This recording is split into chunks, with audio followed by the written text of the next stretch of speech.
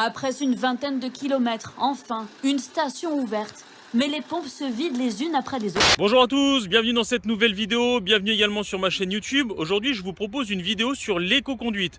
Pourquoi? Vous avez vu le bazar à la pompe à essence, il y a des files d'attente, c'est interminable.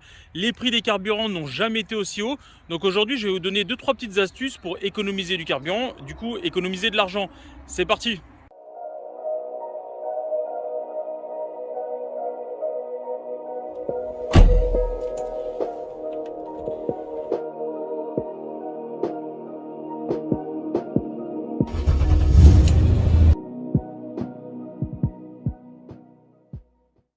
Bonjour. Vous pouvez mettre 10 €?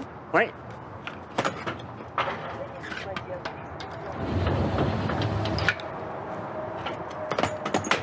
Merci. Bonne journée.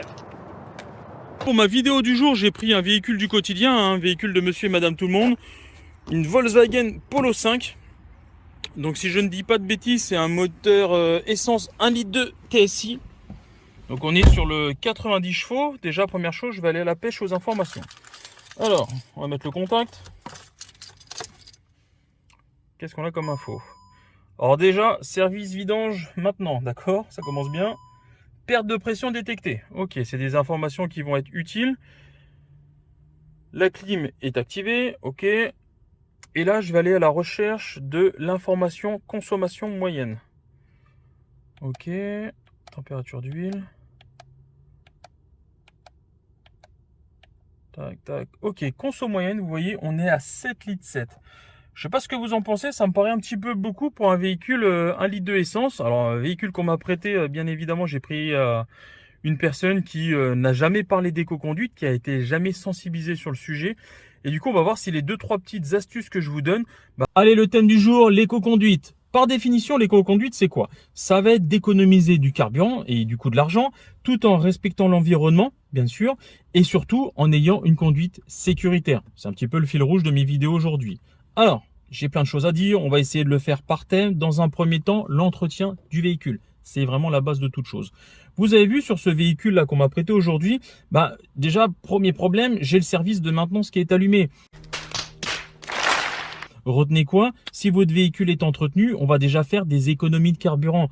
Bien sûr, un véhicule où l'huile est dans le véhicule depuis une durée qui est dépassée, là où on va manquer d'huile par exemple, obligatoirement, vous allez consommer plus de carburant.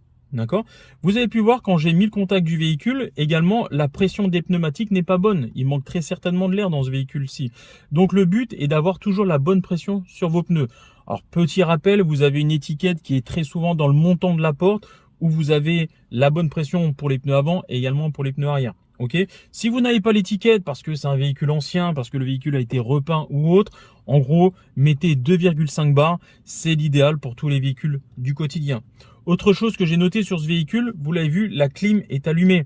Pareil, pour réduire vos consommations de carburant, quand vous n'avez pas l'utilité, aujourd'hui on est à 22-23 degrés dehors, il n'y a pas besoin de mettre la clim, coupez tout de suite la clim. Vous avez plein de choses sur le véhicule qui font consommer du carburant, d'accord? Vous avez la clim, alors vous allez avoir également le turbo. Sur les véhicules turbo compressés, le turbo va faire que vous allez plus consommer. Ça, je vais y revenir par rapport au tour minute. Mais voilà, tout ce qui est accessoire dans l'absolu, pas inutile, mais pas nécessaire, coupez-les pour gagner en carburant. Merci beaucoup. Merci. De rien. Alors, première petite information que je vous donne, sachez que depuis 40 ans, le parc automobile français a été multiplié quasiment par 8.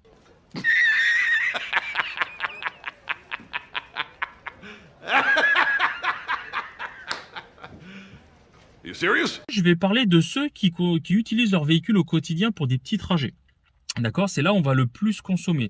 Sachez que déjà sur les 1, 2, 3 premiers kilomètres, vous êtes à 50% de consommation en plus de carburant par rapport à la moyenne d'un trajet.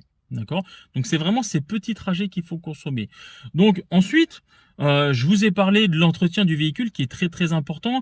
Je vous parlais également des accessoires qui ne sont pas nécessaires à enlever. Mais pareil, alors ça vous paraît tellement logique, mais une galerie de toit, si vous n'en avez pas l'utilité, enlevez-la pour éviter la prise au vent et plus de consommation.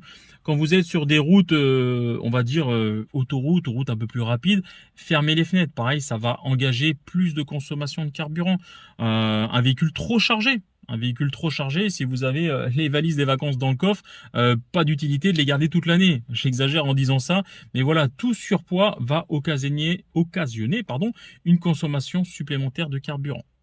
Donc si je peux parler clairement de conduite pure, il va falloir anticiper les choses pour économiser du carburant. Pourquoi? Autre information utile, les freinages brutaux et accélération brutale vont augmenter encore une fois votre consommation de carburant de 10, 15 voire 25%. Donc anticipez les choses, observez votre environnement au loin pour vous adapter le mieux possible. D'accord? Au niveau de vos passages de vitesse, alors on va dire que sur un véhicule diesel, dans l'absolu, quand vous allez monter les rapports, donc 2, 3, 4, 5, etc., ne dépassez pas les 2000 tours. D'accord? Pourquoi? Déjà, vous allez moins solliciter vos turbos. Ok. Et puis au-delà de ça, vous allez en plus de ça, tout simplement moins ouvrir votre, comment je dirais ça, votre alimentation de carburant et du coup moins consommer. D'accord? Donc sur un véhicule diesel, dans l'absolu, on va essayer de ne pas dépasser les 2000-2200 tours quand vous passez un rapport supérieur. Ok? Sur un véhicule essence, dans l'absolu, en agglomération, on va passer, alors ça va vous paraître bizarre, ça va faire sourire certains. Allez, j'ai pris mes petites notes. Sur un véhicule essence, on va pas dépasser les 2002-2500 tours. Ok. Sur un véhicule en agglomération, il faudrait passer la troisième entre 30 et 35 km/h. Je sais, ça va vous faire sourire.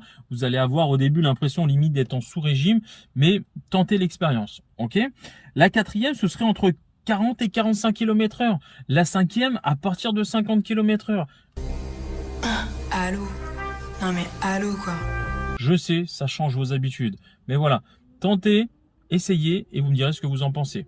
L'idée aussi, encore une fois, pour économiser du carburant, va être d'éviter certaines choses qui vous paraissent, j'allais dire naturelles, mais que vous faites naturellement, qui sont d'une dangereuse et surtout vous faire consommer du carburant, comme vous mettre au point mort. D'accord? Je vois beaucoup de mes stagiaires au quotidien, quand ils sont en train de rouler sur la route, ils voient, je sais pas, à 50, 100 mètres, un feu qui passe au rouge, on se réflexe de venir se mettre au point mort et de laisser couler la voiture. D'accord? Éviter. Alors première chose, déjà c'est interdit par le code de la route. Je vais pas vous parler de conduite dynamique, c'est pas le sujet aujourd'hui, ni de sécurité, mais au niveau de la consommation, sachez que quand vous êtes au point mort, votre véhicule consomme, on est allé en fonction des marques à 0,7, 0,8 litres au 100. D'accord? Alors c'est pas énorme, vous allez me dire, mais vaut mieux en fait avoir toujours un rapport engagé et puis surtout profiter de cette énergie cinétique qui a été accumulée par le véhicule. En gros, ça voudrait dire rouler à l'inertie, comme un véhicule bus, camion, etc.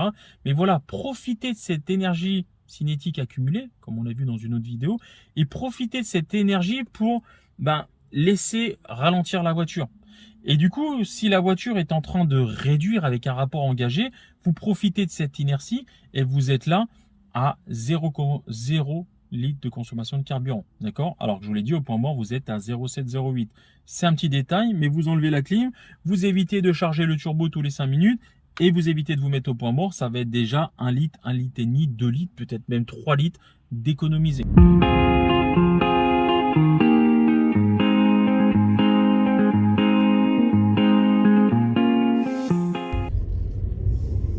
Donc voilà, on se retrouve après l'essai routier pour faire un comparatif consommation moyenne avant et après éco-conduite. Donc je précise, j'ai fait à peu près une centaine de kilomètres.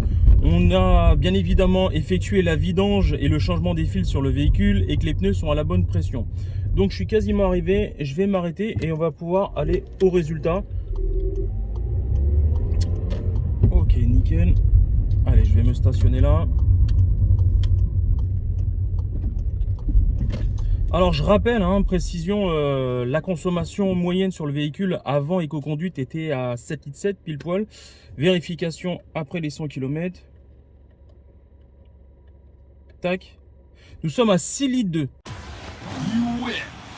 Donc vous voyez, c'est plutôt pas mal, quasiment 1,5 litre d'économiser sur la consommation moyenne, après entretien, pression des pneus et surtout éco-conduite. D'accord? Donc en conclusion de cette vidéo, trois choses importantes pour économiser du carburant. Je vais quand même mettre le frein à main. Donc la première des choses, c'est entretenez votre véhicule au quotidien avec tout ce dont on a parlé avant. La deuxième chose, ça va être vraiment ayez une conduite souple soyez détendu au volant, d'accord? Ça sert à rien d'être agressif, de faire des accélérations brutales, etc.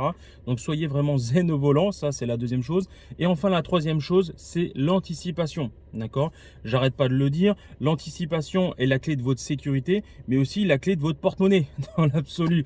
Le fait de regarder loin, comme j'en ai parlé un petit peu avant, va vous permettre de bien vous adapter aux situations, et puis c'est surtout de conduire de façon la plus économique possible pour économiser vos freinages, vos accélérations, etc. Donc, l'anticipation, c'est de la sécurité, mais c'est également un gain dans le porte-monnaie. Ok? Donc, je vous dis rendez-vous à dimanche prochain. Ok, pause pipi, départ dans 3 minutes. Et après, on va chercher Chantal qui habite à Tours. Ça devient n'importe quoi le covoiturage. Hein.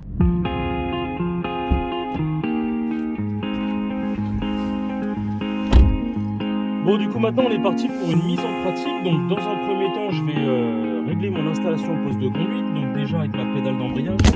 Putain de